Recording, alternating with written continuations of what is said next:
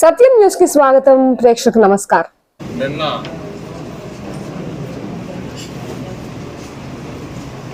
మాజీ ముఖ్యమంత్రి జగన్మోహన్ రెడ్డి గారు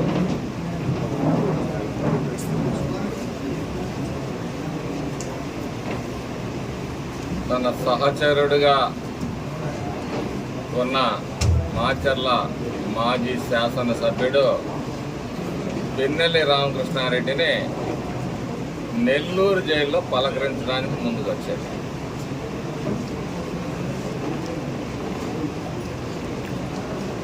ఈ రాష్ట్రంలో ఆయన ముఖ్యమంత్రిగా ఉన్నప్పుడు మరి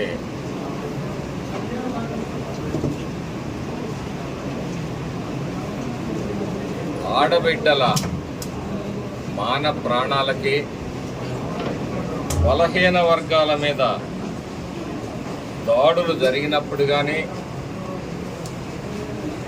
ఒక డాక్టర్ సుధాకర్ని, ఒక దళిత డాక్టర్ సుధాకర్ని వేధించి చంపినప్పుడు కానీ, వాళ్ళ ఎమ్మెల్సీ మరి డోర్ డెలివరీ చేసినప్పుడు కానీ, తన అక్కని అవమానించారు, అసభ్యంగా ప్రవర్తిస్తున్నారు అని చెప్పేసి ఒక పసిబిడ్డ మరి భావోద్వేగంతో తన అక్కని కాపాడే ప్రయత్నం చేసినప్పుడు ఆ కుర్రాడు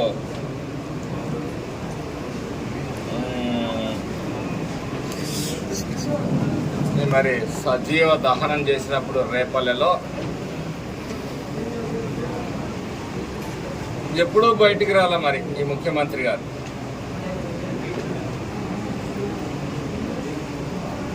ఈ రాష్ట్రంలో తప్పుడు కేసులు పెడుతున్నారన్నారు.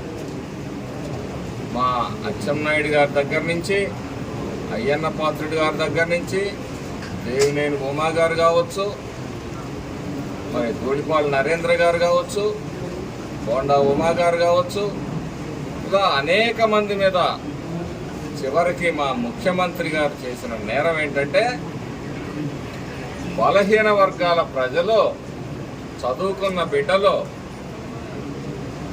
వాళ్ళు స్పెషల్గా కోచింగ్ తీసుకోలేరు, వాళ్ళ ఆర్థిక పరిస్థితులు సహకరించవు కాబట్టి వారికి స్కిల్ డెవలప్మెంట్లో ట్రైనింగ్ ఇస్తే దానిలో వారిని అరెస్ట్ చేసి వారి అధికార మదాన్ని చాటుకున్నారు. అప్పుడెప్పుడు ఈయన బయటికి రాలా. ఈరోజు ఒక నేరస్తుడిని కాపాడటానికి మాత్రం బయటకు వచ్చి సూక్తులు చెప్తా ఉన్నాడు. అభివృద్ధి పైన దృష్టి పెట్టమని చెప్తా ఉన్నాడు. హామీల గురించి మాట్లాడుతూ ఉన్నాడు.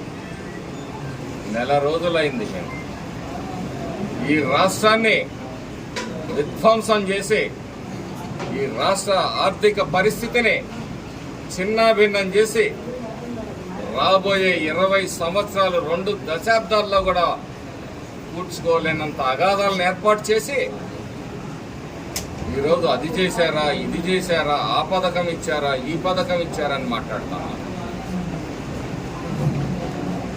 మీ 5 సంవత్సరాల పరిపాలనలో నువ్వు ఎన్ని హామీలు అమలు చేశావు జగన్మోహన్ రెడ్డి? 99% హామీలు అమలు చేశానంటాడు. నిస్సిగ్గుగా మరి అబద్ధాలు మాట్లాడటం, దానికి అబద్ధపు సాక్షి ఒకటి ఉంది, దానిలో ప్రచారం చేసుకోవటం పరిపాటి. మేము అడుగుతా ఉన్నాం, నువ్వు 99% హామీలు అమలు చేశావు కదా, ఆ 1% ఏదో సెలవియండి, మేము కూడా తెలుసుకుంటాం, ఈ రాష్ట్ర ప్రజలు కూడా తెలుసుకుంటారు. నీతో శుద్ధులు చెప్పించుకునే స్థితిలో తెలుగుదేశం పార్టీ లేదు. ఈరోజు రాష్ట్రంలో అనేక కష్టాలు, బాధలు, కేసులు, సాధింపులు, వేధింపులు, ఆర్థిక నష్టాలు అన్ని చవి చూసిన తెలుగుదేశం పార్టీ నాయకులు, కార్యకర్తలు మౌనంగా మా నాయకుడి ఆదేశం మేర మేము ఎక్కడా కూడా హింసను ప్రేరేపించకుండా ఉండబట్టే ఈరోజు ఈ రాష్ట్రం ఈ విధంగా ఉంది. లేకపోతే మీ వైసీపీ నాయకులందరూ ఈ రాష్ట్రం వదిలిపెట్టి పారిపోయే పరిస్థితి వచ్చిండేది. నువ్వు చేసిన విధానాలు మా పార్టీ నాయకుడు ఆదేశించుంటే. మీ వాళ్ళు ఈరోజు స్వేచ్ఛగా తిరుగుతున్నారంటే మా చంద్రబాబు నాయుడు గారి దయా భిక్షను గుర్తుపెట్టుకోండి. నోరు కొవ్వెక్కి మదమెక్కి నెల రోజులు కూడా పూర్తిగాని ప్రభుత్వం మీద అభాండాలు వేస్తారా? అంటే పరామర్శకి వెళ్ళావరా? మీ శాసనసభ్యుడు పరామర్శకి వెళ్ళాడా? సిగ్గుందా ఈ మాటలు మాట్లాడటానికి? పరామర్శకి వెళ్ళేవాడు కత్తులు, గొడ్డళ్ళు, రాడ్లు, సోడా బాటిళ్ళు, బీరు బాటిళ్ళు ఇవన్నీ వేసుకొని వెళ్తాడా పరామర్శకి? రా, ఎంత మంచివాడో మీ శాసనసభ్యుడు. మాచర్లలో సభ పెడదాం, చర్చిద్దాం. గనుల దోపిడీ, గ్రానైట్ దోపిడీ, గ్రావెల్ దోపిడీ, లిక్కర్ దోపిడీ, ఏ దోపిడీని ప్రజల ఆస్తులు, ప్రభుత్వ ఆస్తులు, ప్రైవేట్ ఆస్తులను కూడా దోపిడీ చేసిన వాడు మంచివాడు అంటే ఓహో నీ క్యారెక్టర్ ఇదన్నమాట. దోపిడీ చేయటమే మంచితనం అన్నమాట. దౌర్జన్యం చేయటమే మంచితనం అన్నమాట. దుర్మార్గం చేయటమే మంచితనం అన్నమాట. తప్పుడు కేసులు, సాధింపులు, వేధింపులు చేయటం మంచితనం అన్నమాట. అంటే మంచితనానికి ఒక కొత్త భాష్యం చెప్పాడు జగన్మోహన్ రెడ్డి. ఇక్కడే తోట చంద్రయ్య గాని, జల్లయ్య గాని నీళ్ళయ్యని 4 సార్లు గెలిపిస్తే వాడుక నీళ్లు కూడా ఇవ్వకుండా దుర్మార్గమైన పరిపాలన చేసిన నీ శాసనసభ్యుడు ఒక ట్యాంకర్ దగ్గరికి ఒక గిరిజన మహిళ సామినీబాయ్ వెళ్ళి రెంటచింతల మండలంలో నీళ్లు పట్టుకోవడానికి వెళ్తే ట్రాక్టర్తో తొక్కించిన దురాగతం. మరి మేము అనేక ప్రెస్ మీట్లో చెప్పాం. ఎప్పుడూ బయటికి రాడు. ఒక ఆడబిడ్డ మాన ప్రాణాలు తీసినా ఆ చిక్కటి చిరునవ్వులు చిందిస్తాడు. దళితుల మీద, బీసీల మీద దాడులు, మైనార్టీల మీద దాడులు జరిగినప్పుడు అదే చిక్కటి చిరునవ్వులు. ఇవాళ మాత్రం మరి ఒక దొంగల ముఠాలో ఒక దొంగకి అన్యాయం జరిగింది, ఒక రౌడీకి అన్యాయం జరిగింది, ఒక దోపిడీదారుడికి అన్యాయం జరిగింది, ఒక కబ్జాకోరికి అన్యాయం జరిగితే పాపం స్పందించాడు ముఖ్యమంత్రి, మాజీ ముఖ్యమంత్రి గారు. ఈరోజు బయటకు వచ్చాడు. ఈ రాష్ట్రంలో అనేక అక్రమాలు, అన్యాయాలు, దౌర్జన్యాలు జరిగినప్పుడు ఆ రోజు మాత్రం బయటకు వచ్చి ఒక స్టేట్మెంట్ నీ 5 ఏళ్ల పరిపాలనలో ఎప్పుడన్నా మాట్లాడావా?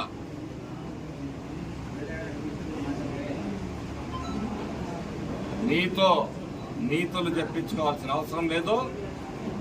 ప్రజలు స్పష్టంగా ఇచ్చారు. ఈయన మంచి చేస్తే ప్రజలు ఓడిచ్చారంట. ఏం మంచి చేశావు? మీ యువజన శ్రామిక రైతు పార్టీలో ఏ వర్గానికి నువ్వు న్యాయం చేశావు? యువతని గంజాయి మత్తులో ముంచి గంజాయి మాటను వ్యాపారం చేసి కోట్లు గడించిన వ్యక్తులు మీరు. శ్రామికుల పొట్టగొట్టి ఉపాధి లేకుండా ఈ రాష్ట్రంలో అమరావతి మీద కక్ష కట్టి అమరావతిని కూల్చేసిన మరి రియల్ ఎస్టేట్ రంగాన్ని కూల్చేశావు.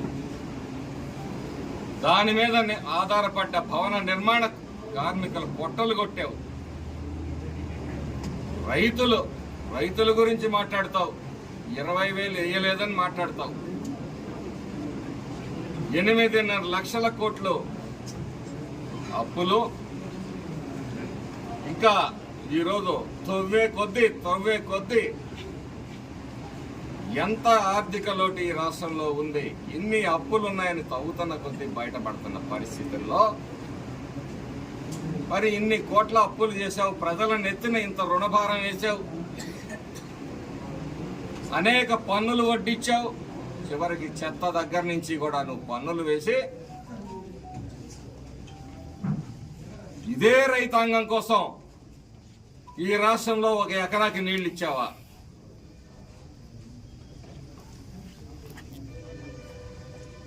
$3,500 కోట్ల రూపాయలతోటి ధరల స్థిరీకరణ నిధిని ఏర్పాటు చేస్తానని చెప్పి ఆ రోజు ఇన్ని లక్షల కోట్లలో అప్పు చేసి ఆఫ్టర్ ఆల్ 3,500 కోట్ల రూపాయలు ఈ రైతాంగానికి ఖర్చు పెట్టలేని నయ వంచకుడివి నువ్వు ఈరోజు మా పార్టీ గురించి మాట్లాడతావా? అందరూ శాఖాహారులే. ఆ రొయ్యల గంపాయి మాయమైనట్టు ఈ అందరూ నిజాయితీ పరులు కాబట్టే ఈరోజు ఈ రాష్ట్రం ఈ అప్పుల గుండంలో, ఈ తాకట్లలో రాష్ట్రాన్ని తాకట్టు పెట్టిన వ్యక్తివి నువ్వు. రాష్ట్ర ప్రయోజనాల్ని నీ స్వప్రయోజనాల కోసం, నీ కేసుల కోసం తాకట్టు పెట్టిన వ్యక్తివి నువ్వు. భారతదేశ చరిత్రలో నీలాంటి అధమ ముఖ్యమంత్రి లేడని చెప్పేసి ఈ సందర్భంగా తెలియజేస్తా ఉన్నా. నీకు ధైర్యం ఉంటే మాచర్లలో ఒక వేదిక ఏర్పాటు చేద్దాం. ఎన్ని ఆస్తులు కబ్జా చేశాడో, ఎంత గ్రానైట్ దోపిడీ చేశాడో, ఎంత గ్రావెల్ దోపిడీ చేశాడో సజీవ సాక్ష్యాలుగా గుంతలేడు రోజు ఫారెస్ట్ నుంచి రెవెన్యూ దాకా కనపడతా ఉన్నాయి. నీకు ధైర్యం ఉంటే రా మాచర్ల, ఈ సాక్ష్యాలు నేను చూపిస్తాం. గూగుల్ మ్యాప్స్ తో సహా చూపిస్తాం, సజీవ సాక్ష్యాలు చూపిస్తాం. మీ శాసనసభ్యుడు బారిన వంచబడ్డ, దోపిడీకి గురి కాబడ్డ మీ ఉంగరాల బ్రదర్స్, మీ గుడంబా శంకర్ బ్రదర్స్ దోపిడీని నీ కళ్ల ముందు నిరూపించడానికి తెలుగుదేశం పార్టీ తరఫున, మాచర్ల ప్రజల తరఫున ఎన్నికైన నేను ఎన్డీఏ కూటమి అభ్యర్థిని సిద్ధంగా ఉన్నాను. మీ చేతనైతే మా సవాల్ని స్వీకరించాల్సిందిగా ఛాలెంజ్ చేస్తా ఉన్నాను.